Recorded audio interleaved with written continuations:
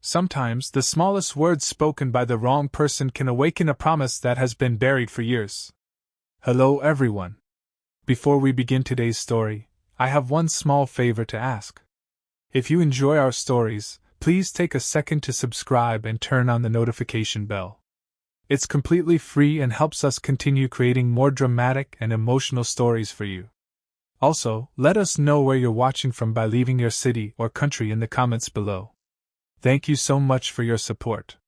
Now, let's get started with today's story. My feet hurt long before the evening rush even began.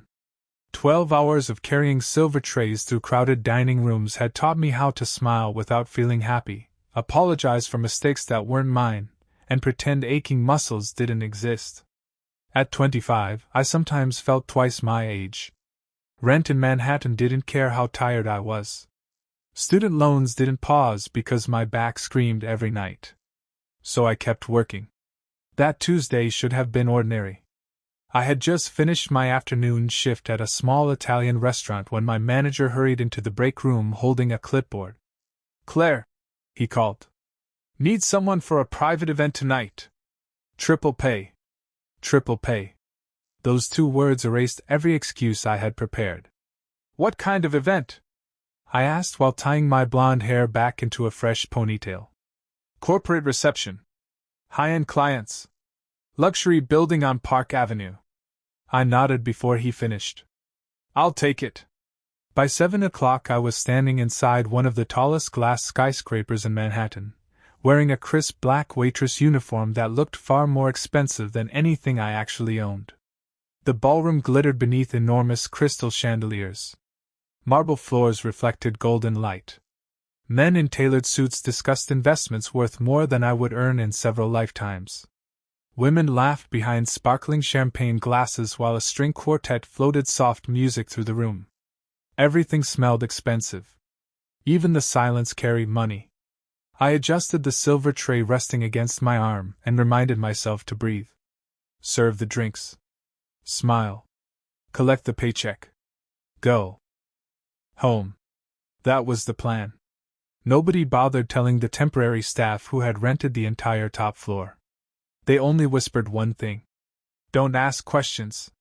Whenever security walked past, conversation stopped for half a heartbeat before starting again. Men wearing black suits stood near every entrance with quiet discipline. Their expressions never changed. Whatever kind of business happened here tonight, it clearly wasn't ordinary. Still, none of it was my concern. Around 9:30, the event slowed enough for the catering staff to rotate through short breaks. I slipped into a quiet hallway overlooking the Manhattan skyline, grateful for 30 seconds without carrying trays. The city sparkled beneath me like someone had scattered millions of diamonds across the streets. For the first time all day, I allowed myself to relax. Then my phone vibrated. Ryan. My stomach sank the instant I saw his name. I had blocked 3 numbers already. Apparently, he'd found another one. I considered ignoring it. Instead, I answered. "What do you want?" His familiar laugh echoed through the speaker. "Come on, baby. You still sound cute when you're angry." I closed my eyes and exhaled slowly. "No." He chuckled again. "I miss you, baby." My patience finally snapped. "Who are you calling baby?" I said, my voice sharper than I intended. "I'm not your baby anymore, Ryan. Lose my number. And don't call me again." The hallway became strangely quiet. Not because I had stopped talking. Because someone else had stopped walking. I lowered the phone and slowly turned toward the sound behind me. A tall man in a perfectly tailored charcoal suit stood only a few feet away. His expression revealed nothing. Yet somehow, the air itself felt colder. The man didn't speak. He simply stood there, one hand resting loosely in the pocket of his tailored charcoal suit, his posture relaxed in a way that somehow felt more intimidating than outright aggression.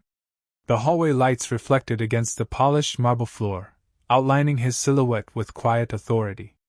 For several long seconds neither of us moved. I lowered my phone from my ear. Ryan was still saying something, his voice muffled. Now that I had pulled the device away. "Claire? Are you listening?" Without taking my eyes off the stranger, I pressed the red button and ended the call. Silence returned. The man watched me with calm, unreadable blue-gray eyes. Not angry. Not curious. Calculating. He looked to be in his early 30s, tall enough that I had to tilt my head slightly to meet his gaze. Dark brown hair was combed neatly back, revealing sharp features that belonged on the cover of a business magazine rather than standing in an empty hallway after 9 at night. Everything about him radiated control. Expensive watch. Perfectly fitted Italian suit. Not a wrinkle anywhere. Even the way he breathed seemed deliberate. "I'm sorry," I said quietly. "I didn't realize anyone was here." He didn't answer immediately. Instead, his eyes lingered on my face as if trying to remember something he couldn't quite place. Then his gaze shifted toward the phone still resting in my hand. "Who was that man?" His voice was low and even. Not demanding. Simply asking. Yet somehow it felt impossible not to answer. "My ex-boyfriend." A barely noticeable nod. "He still calls?" I forced a small laugh that sounded much weaker than I intended. "Apparently he doesn't understand the meaning of the word ex."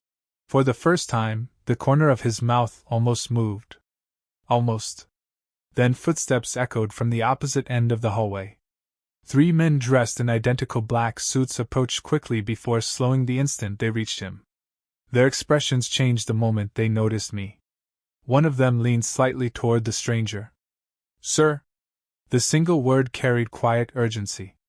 The man didn't acknowledge him immediately. His attention remained on me. "Does he bother you often?" The question caught me off guard. "I can handle him. You shouldn't have to." There was no emotion behind the sentence. Only certainty. Before I could respond, another employee poked her head through the ballroom doors. "There you are, Claire. We need more champagne on the west side. I'll be right there." I looked back toward the stranger. "I should get back to work." He stepped aside without another word, creating just enough space for me to pass. As I walked by, I caught the faint scent of cedarwood and expensive cologne. His bodyguards watched me until I disappeared into the ballroom. The music resumed around me. Guests laughed. Crystal glasses clinked together. The evening continued exactly as before. Yet I couldn't shake the strange feeling crawling beneath my skin. Who was that man? Meanwhile, back in the hallway, none of the bodyguards spoke until I was completely gone. Finally, the oldest among them cleared his throat. "Mr. Bennett." Adrian Bennett slowly turned his eyes toward him.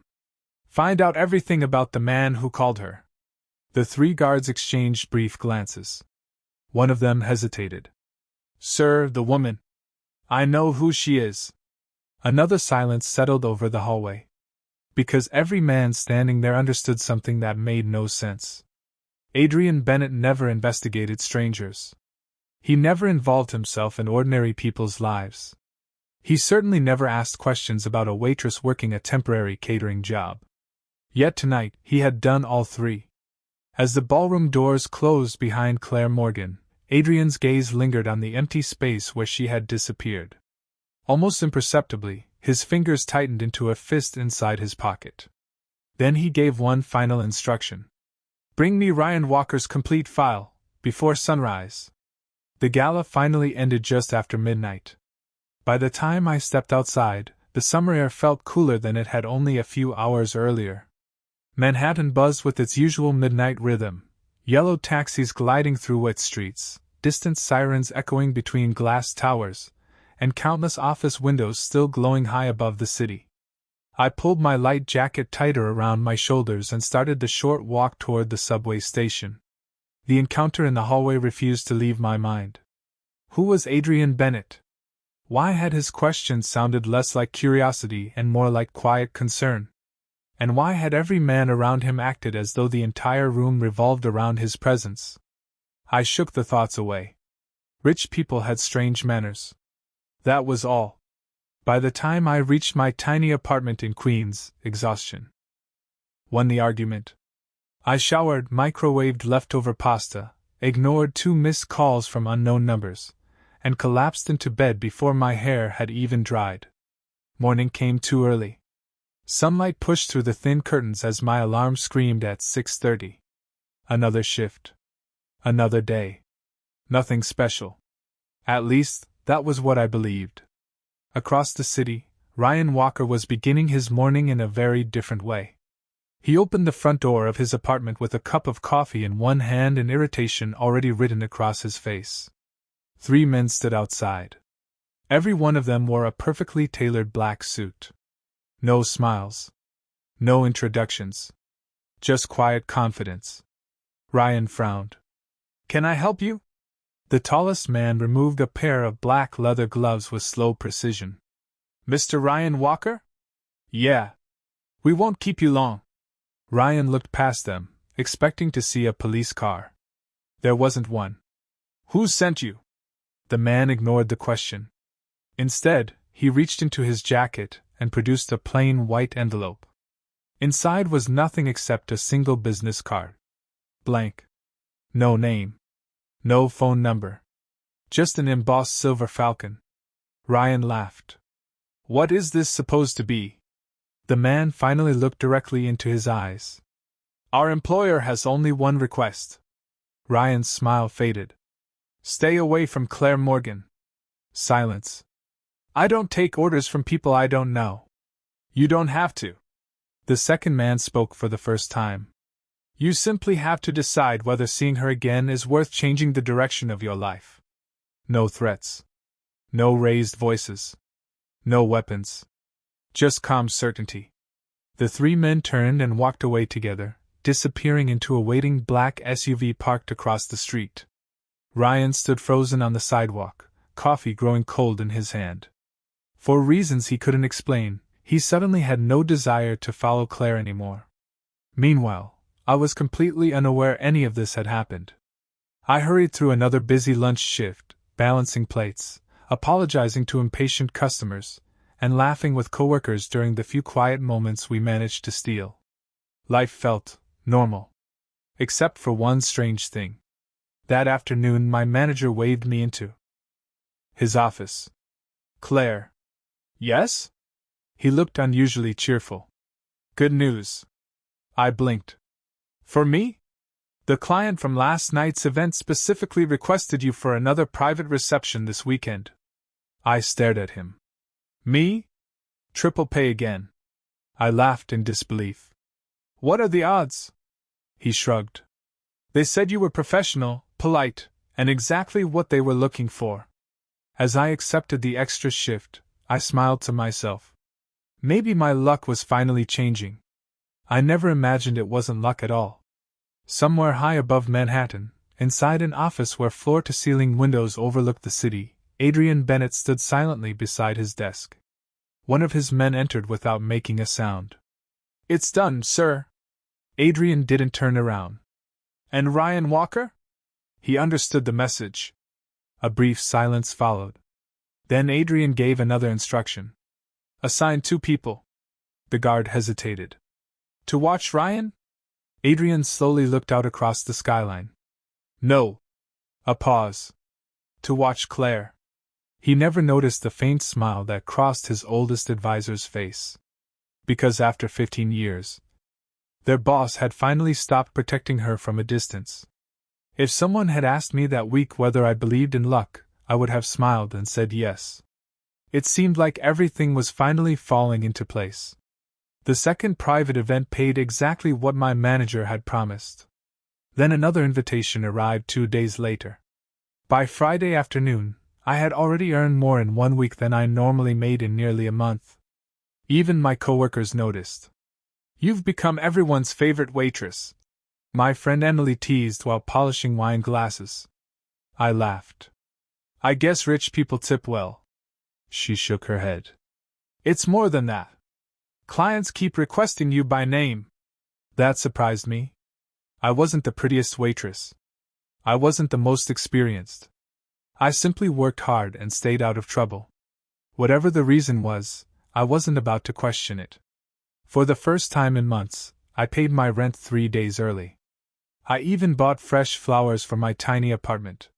White lilies. My mother's favorite. The apartment suddenly felt less lonely. Less temporary. Maybe life really was changing. I had no idea someone else had been changing it for me. Across the city, inside Adrian Bennett's headquarters, a quiet conversation unfolded behind closed doors. His senior advisor placed another folder on the polished walnut desk. Claire Morgan has accepted every invitation. Adrian glanced at the papers without opening them.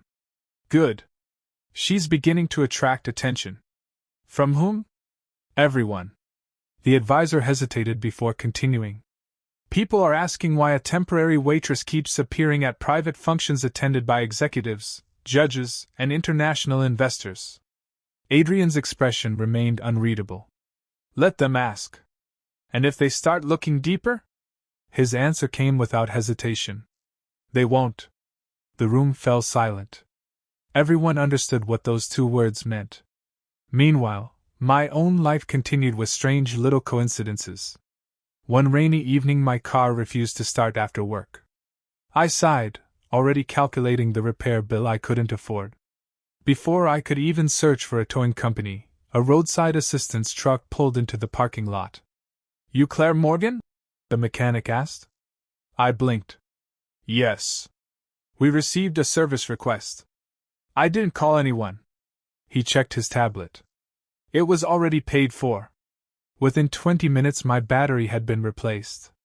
When I asked who covered the bill, he simply shrugged. Anonymous account. I stood there staring after the truck long after it disappeared. That wasn't the only strange thing. A man followed me through the subway station one evening, walking just a little too close. My heartbeat quickened. I turned toward a crowded platform, hoping he'd lose interest. Before I reached the stairs, two commuters stepped between us. One asked me politely which train I was waiting for. The other blocked the stranger's path just long enough for the train doors to open. When I looked back after boarding, the two helpful men had vanished. At the time, I assumed New Yorkers were kinder than people claimed. I was wrong. Nothing about those encounters had been accidental. Late that same night, Adrian stood alone beside the floor-to-ceiling windows of his office. The lights of Manhattan stretched endlessly beneath him. One of his security chiefs entered quietly. Sir?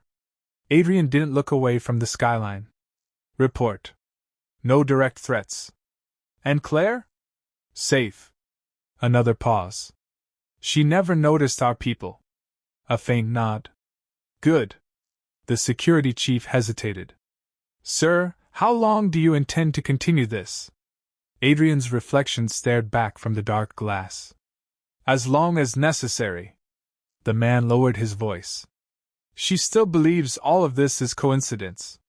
Adrian finally answered. She should. Outside, thousands of people crossed the city without realizing that one ordinary waitress had become the only person under the constant protection of the most feared man in New York. And somewhere in the shadows, someone else had just begun to notice. People often believe the most dangerous men spend their nights planning wars.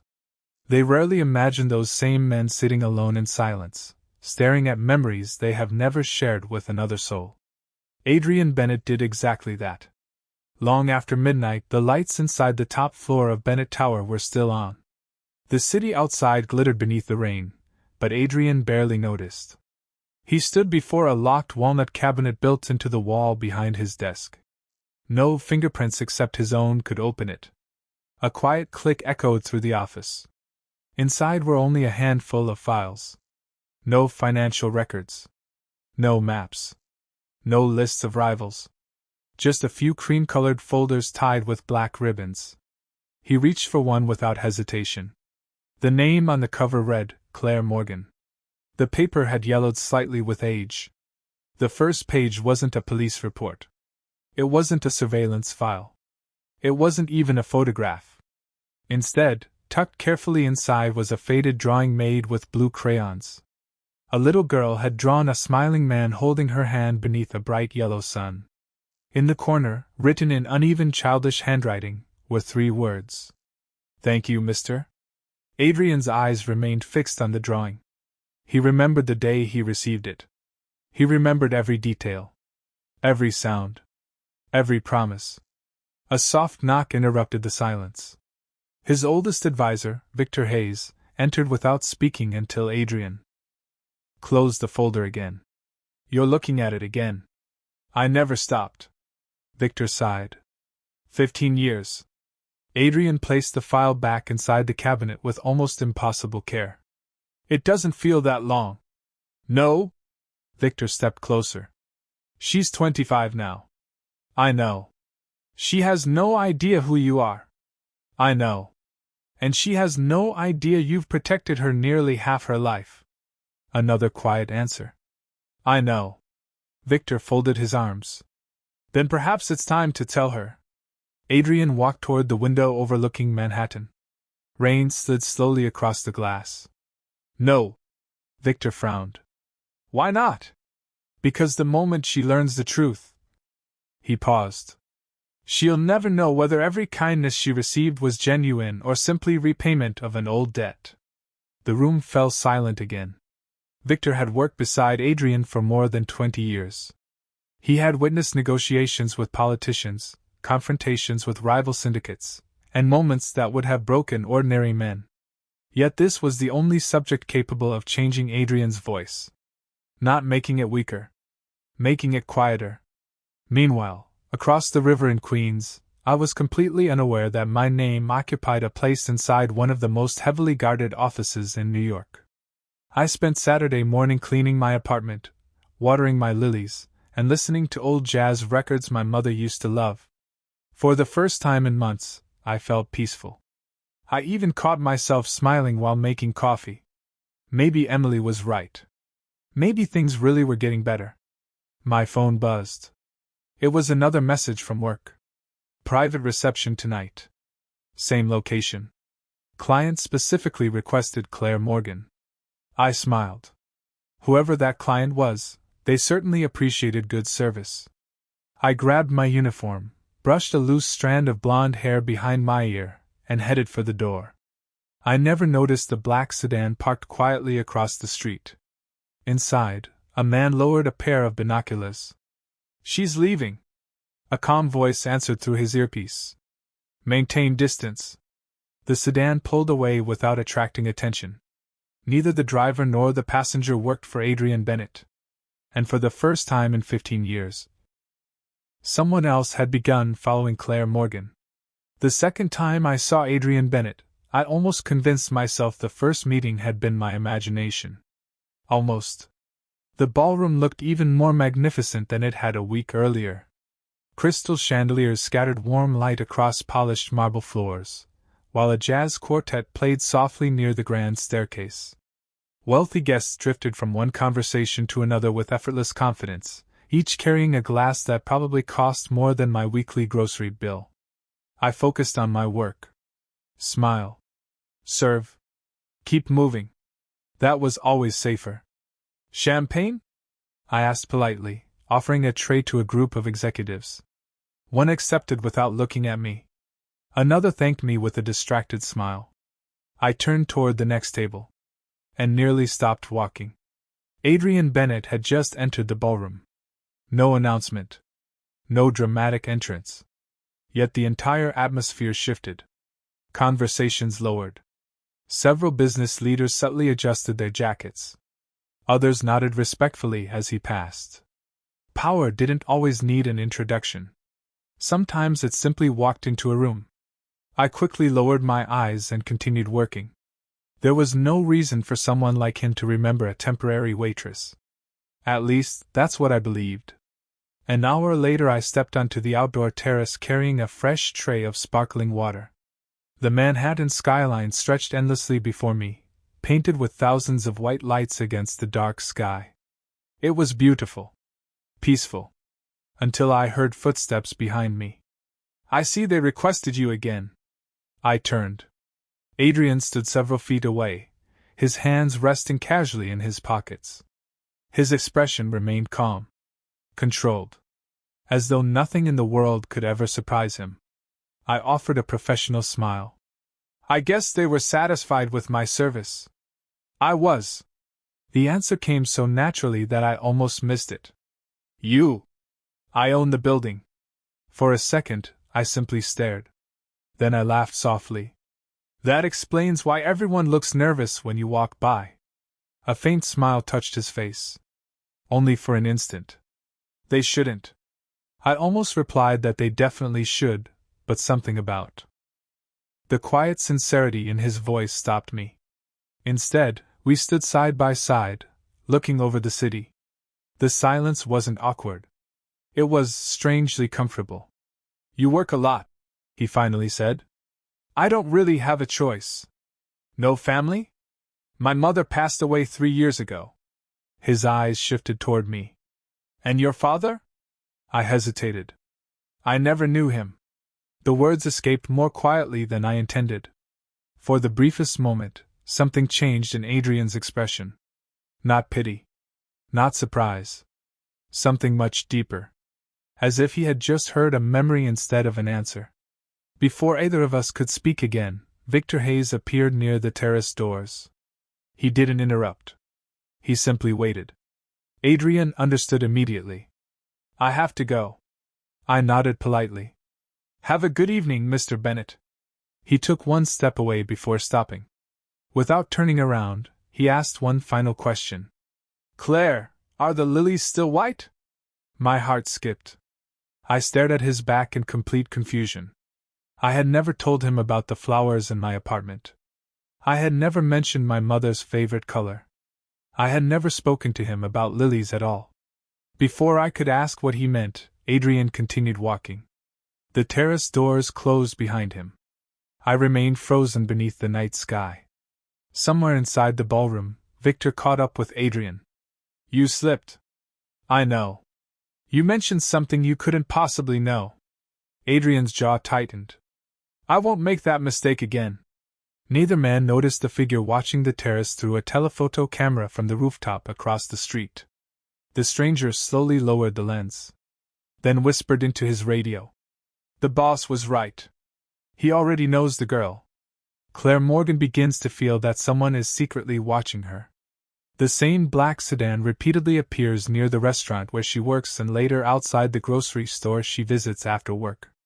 She tries to convince herself it is only a coincidence, while her coworker Emily playfully teases her about Adrian Bennett, the mysterious billionaire who seems to remember every detail about her.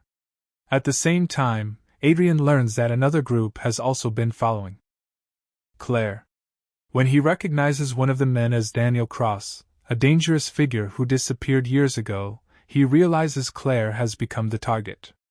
The following evening, as Claire leaves work in the rain, 2 strangers stop her and claim they only want to ask a few questions. Their calm smiles fail to hide the danger in their eyes, and every instinct tells Claire to keep walking. As she tries to step past them, one of the men quietly blocks her path while the other insists that their employer simply wishes to have a conversation.